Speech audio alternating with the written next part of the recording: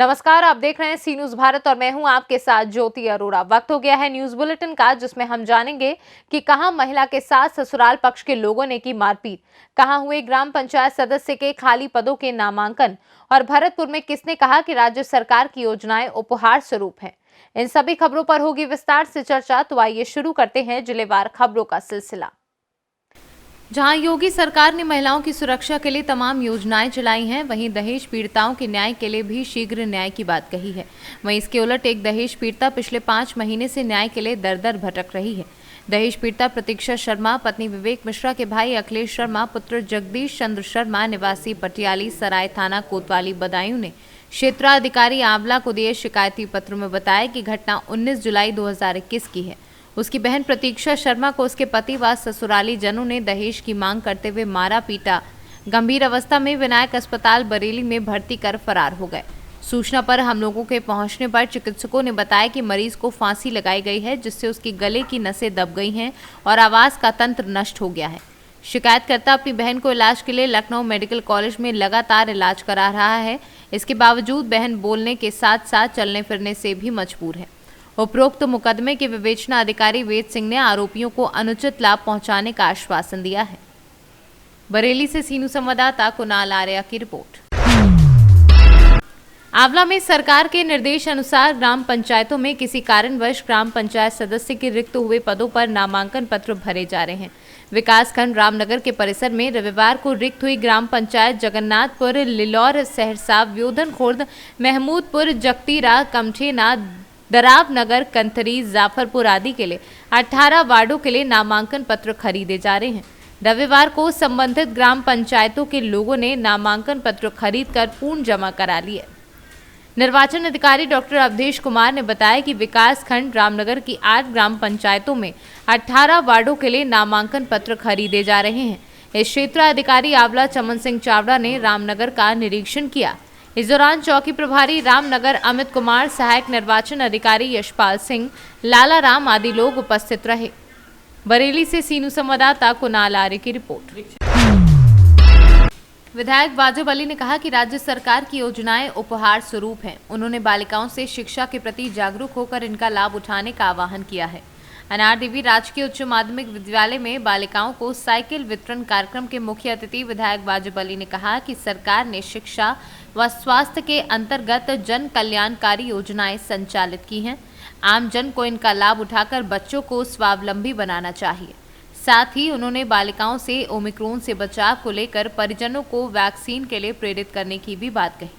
कार्यक्रम के दौरान विधायक द्वारा विद्यालय की 21 छात्राओं को साइकिल वितरण की। इस अवसर पर सीओ सत्य प्रकाश मीना, थाना अधिकारी हरलाल मीना, तहसीलदार भारत भूषण दीक्षित, चेयरमैन राम अवतार मित्तल व अन्य लोग मौजूद रहे। भरतपुर से सीनू संवाददाता सुरेंद्र सिंह गुर्जर की रिपोर्ट। भितरवार में हार्टफुलनेस ध्यान सत्र शुरू हो चुका है। सामुदायिक भवन पटिया वाले बाबा पार्क, हरसी रोड, भितरवार में आयोजित हो रहा है। न्यायाधीश दीपक शुक्ला, एसडीएम भितरवार अश्विनी कुमार रावत, एसडीओपी अभिनव कुमार बारंगे हैं कार्यक्रम में उपस्थित। डबरा से सीनू संवाददाता ओम बाबू प्रजापति की रिपोर्ट। आज फतेहपुर जिले के 6 विधानसभा में मुख्यमंत्री सामूहिक विवाह समारोह में, जिसमें सांसद केंद्रीय मंत्री साध्वी निरंजन ज्योति सबसे पहले मझिल गांव कुंडलेश्वर में जलाभिषेक किया और इसके बाद विजयपुर ब्लॉक पहुंचकर वर वधू को आशीर्वाद दिया। और इस मुख्यमंत्री सामूहिक विवाह एक साथ 6 विधानसभा में संपन्न हुआ, जिसमें सदर विधानसभा में 139 जोड़े, खागा विधानसभा में 113 जोड़े, जहानाबाद विधानसभा में 106 जोड़े, बिंदकी विधानसभा में 85 जोड़े, हुसैनगंज विधानसभा में 76 जोड़े और अयरशाह में 64 जोड़े वर वधू के विवाह में संपन्न हुए।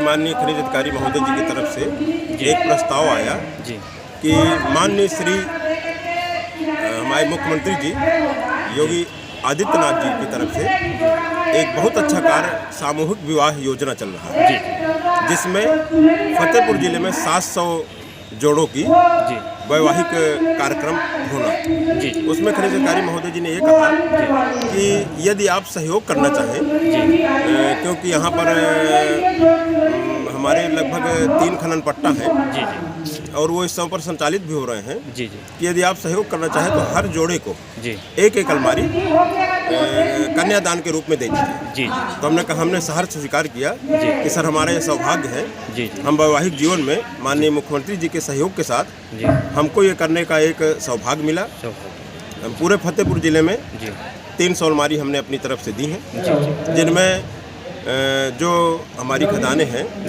कोर्रा कंपोजिट जी 100 अलमारी वहाँ से, जी और गढ़ीवा नंबर 1 जी 100 अलमारी वहाँ से, जी और संगरोलीपुर कंपोजिट गढ़ा से जी 100 अलमारी यहाँ से। जी उसी के उपलक्ष्य में विजयपुर ब्लॉक में जी 115 अलमारी हमारी तरफ से 115 जोड़ों को दी गई। जी यह नेक कार्य करने का सौभाग्य हमको माननीय मुख्यमंत्री जी की तरफ से मिला है।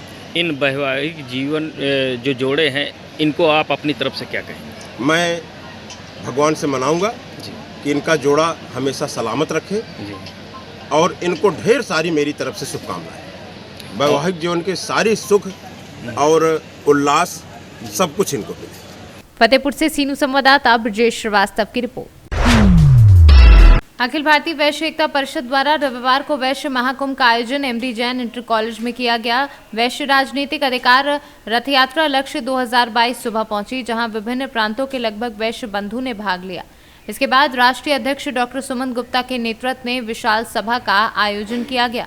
राष्ट्रीय प्रधान महासचिव विनय अग्रवाल और कार्यक्रम संयोजक मुरारी लाल अग्रवाल के अनुसार महाकुंभ में निर्णय लिया गया कि जो पार्टी 106 सीटों पर समाज के बंधुओं को चुनावी मैदान में उतारेगी, परिषद द्वारा उसी का समर्थन किया जाएगा। 5 दिसंबर को मैनपुरी से प्रारंभ हुई है, जो विभिन्न जनपदों से होती हुई आज आगरा महानगर में आई है। इस यात्रा का मूल उद्देश्य वैश्य समाज को राजनीतिक हिस्सेदारी और भागीदारी राजनीतिक दलों पर दबाव बना के दिलाना है। उत्तर प्रदेश के 403 विधानसभा क्षेत्रों में से 106 विधानसभा क्षेत्र वैश्य बहुल हैं, जहां वैश्य मतदाता प्रभावी संख्या में रहता है, जबकि वर्तमान समय में 403 विधायकों में से मात्र 20 विधायक वैश्य समाज के, एमपी एक भी नहीं, एमएलसी एक भी नहीं, राज्यसभा सदस्य एक भी नहीं। पुरजोर ढंग से इस सम्मेलन में संकल्प लिया जाएगा कि जो वैश्य समाज के हितों का संवर्धन करेगा, जो वैश्य समाज के बंधुओं को टिकट देने का काम करेगा, वैश्य समाज उसके साथ खड़ा हुआ दिखाई पड़ेगा। जो वैश्य की बात करेगा, लखनऊ में के तत्वावधान में डॉक्टर सुमंत गुप्ता के सानिध्य में आज आप देख रहे होंगे इस धरती पर 5 तारीख को मैनपुरी से चलकर विभिन्न क्षेत्रों में घूमती हुई आज एमडी जैन इंटर कॉलेज में आ रही है। हम डॉक्टर साहब को रिसीव करने के लिए आए हैं। हजारों वैश्य समाज उमड़ पड़ा है, हजारों वैश्य समाज हमारा एमडी जैन में इंतजार कर रहा है। आज हमारे डॉक्टर साहब आज इसको संबोधन करेंगे। हमें राजनीति में अधिक से अधिक संख्या में हमें हिस्सेदारी दी जाए। 22% का वैश्य समाज वोट देने वाला, नोट देने वाला, धर्म में काम करने वाला, सामाजिक गतिविधियों में काम करने वाला, और इसकी उपेक्षा की जाती है। आज हम ये दिखा देंगे कि हम अब अपने इस उत्पीड़न को नहीं सहन करेंगे। हम अधिक से अधिक इसमें इस देश के अंदर सबसे ज़्यादा समाज सेवा कौन करता है, तो समाज सेवियों के हाथ में राजनीतिक सत्ता होनी चाहिए। इस संघनाथ के संग डॉक्टर सुमंत गुप्ता की रैली आज आगरा आई हुई है। डॉक्टर सुमंत गुप्ता पूरे वैश्य समाज को आज संबोधित करने के दिशा देंगे, और आगरा में 30% वोट यानी 10 लाख वैश्य समाज का वोट है 9 विधानसभा में से। आगरा से सीनू संवाददाता अनुज उपाध्याय की रिपोर्ट। खबर बगाहा के गंडक पार से है, जहां 4 प्रखंडों में अंतिम चरण का मतदान शुरू हो चुका है। मधुबनी, बिताहा, ठकराहा व पिपरासी में होने वाले पंचायत चुनाव को लेकर सुरक्षा के कड़े इंतजाम किए गए हैं। चुनाव के आखिरी चरण में गंडक पार के 4 प्रखंडों के लिए 353 मतदान केंद्र बनाए गए हैं। एसडीएम दीपक कुमार मिश्रा ने बताया कि गंडक पार के पिपरासी प्रखंड में 61, ठाकराहा में 77, मधुबनी में 120 व बिताहा में 95 मतदान केंद्र बनाए गए हैं। इसके अलावा मतदाताओं की सुविधा को देखते हुए लगभग आधा दर्जन चलंत मतदान केंद्र बनाए गए हैं। नदी क्षेत्र में पड़ने वाले पंचायतों के मतदान केंद्र पर पहुंचने के लिए पीपा पुल और नाव की व्यवस्था की गई है। मधुबनी प्रखंड में 60,000 मतदाता 911 अभ्यर्थियों के भाग्य का फैसला करेंगे। पिपरासी प्रखंड 28,804 मतदाता 448 अभ्यर्थियों के भाग्य का फैसला करेंगे। बिताहा प्रखंड में 751 अभ्यर्थी चुनावी मैदान में हैं, जिनके भाग्य का फैसला रविवार को मतदाता करेंगे। हम लोग सुरक्षा के मद्देनज़र प्रथम बिंदु ये बॉर्डरिंग यूपी और बिहार का बॉर्डरिंग थाना है और यूपी से शराब आने की सूचना मिलते रहती है, तो हम लोग जो भी आने वाले रास्ते हैं उसको सील किए हुए हैं। वहाँ 24 घंटा चेकिंग लगाए हुए हैं, हमारे एसपी सर के आदेश से चेकिंग हो रहा है। कुछ बूथ ये नदी दियर का भी इलाका है, कुछ बूथ नदी में भी है, तो उसके लिए स्पेशल अरेंजमेंट किए गए हैं और जोनल, सब जोनल, सेक्टर और सुपर जोनल के द्वारा ये कई लेवल पर सुरक्षात्मक व्यवस्थाएं की गई हैं। ये यूपी से जुड़ा हुआ इलाका है और दियरा का इलाका है, कभी अपराधियों का भी वर्चस्व रहा है इस क्षेत्र में, तो ताकि चुनाव में किसी तरह की गड़बड़ी नहीं हो, उस पर किस तरह की मॉनिटरिंग आप लोग कर रहे हैं? एक तो आसूचना के लिए एक सूचना सिस्टम बनाया गया है जिसमें हर बूथ से, हर गाँव से अपना नंबर दिया गया है और वहाँ से नंबर लिया गया है कि अगर कहीं भी कोई बात हो तो वो तुरंत हमें सूचित करें। दूसरा है कि वहाँ पर्याप्त संख्या में बल दिया गया है हर बूथ पर और कुछ सेक्टर बना दिया गया है जहाँ पेट्रोलिंग हो रहा है। सब जो सेक्टर है, सब जोनल है, उससे भी पेट्रोलिंग हो रहा है। तो हर क्षेत्र में प्रशासन का माकूल व्यवस्था है और मुस्तैदी है और उपस्थिति है। कहीं भी किसी तरह की बात अगर आए तो उसका काउंटर प्रशासन की तरफ से किया जा सके।